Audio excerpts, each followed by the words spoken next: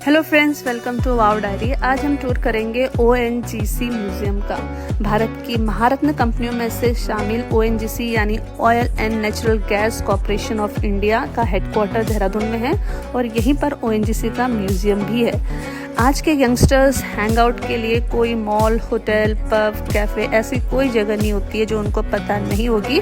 But अगर आप उनसे पूछोगे कि ओएनजीसी म्यूजियम कहाँ पर है तो वो बता नहीं पाएंगे, क्योंकि आज के टाइम में नॉलेज को चीप एंटरटेनमेंट ने ओवरटेक कर दिया है। बिंदाल पुल से 1 किलोमीटर के डिस्टेंस पर गढ़ी की तरफ जाते हुए दून स्कूल के पास ओएनजीसी का हेडक्वार्टर प्लस ओएनजीसी का म्यूजियम दोनों स्थित हैं। स्कूल ट्रिप हो, कॉलेज ट्रिप हो या फिर जनरल ट्रिप हो, यहाँ विजिट करना चाहिए सो दैट लोगों की अवेयरनेस पेट्रोलियम प्रोडक्ट के मैन्युफैक्चरिंग के बारे में बढ़े। संडेज और हॉलीडेज को छोड़ के बाकी डेज पर 9 to 5 PM तक ये म्यूजियम ओपन रहता है। अगर आप स्कूल या इंस्टीट्यूट के साथ जा रहे हैं तो एडवांस में म्यूजियम के ऑफिशियल्स को इन्फॉर्म कर देंगे तो आपके लिए ट्रिप कन्वीनियंट हो जाएगी। म्यूजियम में एंट्री करते ही आपको म्यूजियम के डिप्टी डायरेक्टर वेलकम स्पीच देते हैं और म्यूजियम का एम और ऑब्जेक्टिव्स दोनों को ब्रीफ करते हैं। फिर आपके ग्रुप को स्ट्रेंथ के अकॉर्डिंग आपको म्यूजियम टूर कराने के लिए कुछ ऑफिशियल्स असिस्ट करते हैं, जिन्हें ओएनजीसी और म्यूजियम दोनों की डीप नॉलेज होती है। ग्रुप अगर बड़ा हो तो उसे डिवाइड कर दिया जाता है। एक ग्रुप जब तक म्यूजियम का टूर करता है तब तक दूसरा ग्रुप पेट्रोलियम पर बेस्ड डॉक्यूमेंट्री मूवी देखता है। एंट्रेंस पर ही एपीजे अब्दुल कलाम का ये फ्रेम्ड कोट ओएनजीसी के प्रति रिस्पेक्ट और बढ़ा देता है।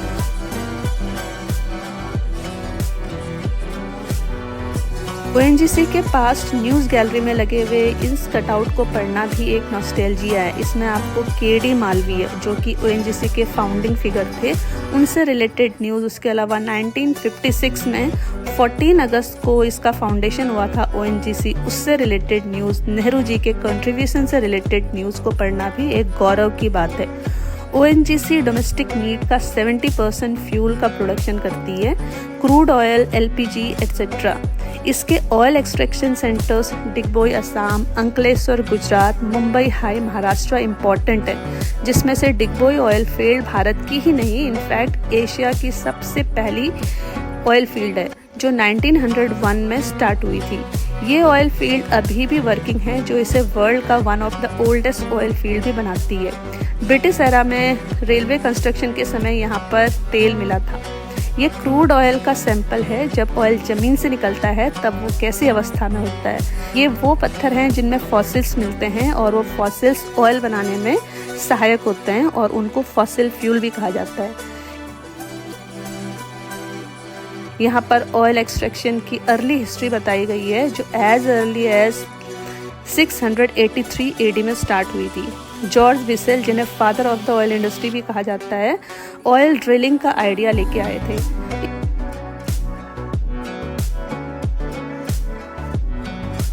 इस मॉडल में ऑयल के कंपोनेंट्स बताए गए हैं जो उसके कंबशन में हेल्प करते हैं। इस मॉडल में various stages of oil formation के बारे में बताया गया है। डायजेनेसिस, कैटाजेनेसिस, मेटाजेनेसिस, इन सभी स्टेजेस से ऑयल ऑर्गेनिक फॉर्म के केरोसिन फॉर्म में और फिर ऑयल गैस फॉर्म में, फिर फाइनली ड्राई गैस फॉर्म में कन्वर्ट हो जाता है। यहाँ पर ऑयल की स्पेसिफिक ग्रेविटी के बारे में बताया गया है, जिसको डिग्री में कैलकुलेट करते हैं। जितनी हाई एपीआई होती है उतना ही लाइट ऑयल होता है। बेस्ट क्वालिटी का क्रूड ऑयल की एपीआई 40 to 45 डिग्री के बीच होती है। भारत में मिलने वाले ऑयल की एपीआई 15 to 60 डिग्री के बीच होती है।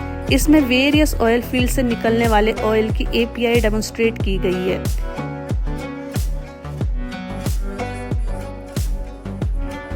ये ओएनजीसी म्यूजियम का आउटडोर है। यहाँ पर एक मॉडल बनाकर ऑयल एक्सट्रैक्शन का प्रोसेस बताया गया है। ये मुंबई हाई का मॉडल है, जो एक्चुअल में अरेबियन सी में लोकेटेड है और जो मुंबई कोस्ट से 160 किलोमीटर दूर है। ये 1974 में डिस्कवर हुआ था और यहाँ पर पुराने ड्रिलिंग मशीन्स के सैंपल रखे गए हैं। ऑयल एक्सट्रैक्शन एक कॉम्प्लिकेटेड प्रोसेस होता है जिसमें बहुत हैवी और बल्कि मशीन्स का प्रयोग होता है। ये पिक्चर गैलरी है। ऑयल से related various historical events, crisis, war, news, सब का कंपाइलेशन है यहाँ पर। जैसा कि हम सभी जानते हैं, ऑयल आज एक बेसिक नेसेसिटी है। जिसके पास ऑयल रिसोर्सेज है वो कंट्री जीडीपी गेन कर रही है। एडोल्फ हिटलर से लेके जॉर्ज बुश तक की पॉलिटिकल जो एम्बिशंस थी उनमें ऑयल की ग्रीड छुपी हुई एक रणनीति थी। ओपेक यानी organisation of petroleum exporting countries की स्थापना, इनकी मोनोपोली, ऑयल एक्सपोर्ट पॉलिसी सबकी जानकारी यहाँ पर दी गई है। 1922 का red line agreement, the great oil Hunt after WW1 in Venezuela, switch canal crisis of 1956 और भी बहुत सारी इंटरेस्टिंग स्टोरीज इस कटआउट में आपको देखने को मिलेगी। इस कोलाज में आपको भारत में ऑयल प्रोडक्शन के की प्लेयर्स का रोल भी जानने का मौका मिलेगा। वर्ल्ड वॉर 1 के दौरान भारत में ऑयल ट्रांसपोर्टेशन की टेक्निक्स, असम ऑयल फील्ड का ओनरशिप, नेहरू जी की डिगबोई यात्रा, मिसेज इंदिरा गांधी का ONGC को रिनेम करके KDMIPE यानी KD Malviya institute of petroleum energy करना, KD मालवीय ONGC के फर्स्ट चेयरमैन, ये अंकलेश्वर में ऑयल डिस्कवरी के दौरान उनकी फोटोग्राफ है। ONGC की ये बिल्डिंग और म्यूजियम जहाँ है वो पटियाला महाराज यदवेंद्र सिंह की प्रॉपर्टी हुआ करती थी, जो उन्होंने भारत सरकार को भेंट कर दी। क्रूड ऑयल एक नीड भी है और क्राइसिस। जब भी हम व्हीकल ड्राइव करते हैं तो जब हम ऑयल को या गैस को मिसयूज़ करते हैं तो हमको ये ध्यान में रखने की ज़रूरत होती है कि एक ड्रॉप ऑयल आपकी गाड़ी तक पहुंचाने के लिए ONGC के हर एम्प्लॉय का कितना डाई हार्ड प्रयास है। ऑयल रेन्यूएबल रिसोर्स भी नहीं है, सो इस वैल्यूएबल ब्लैक गोल्ड को सहेज कर इस्तेमाल करें और राष्ट्र के विकास में भागीदार बने।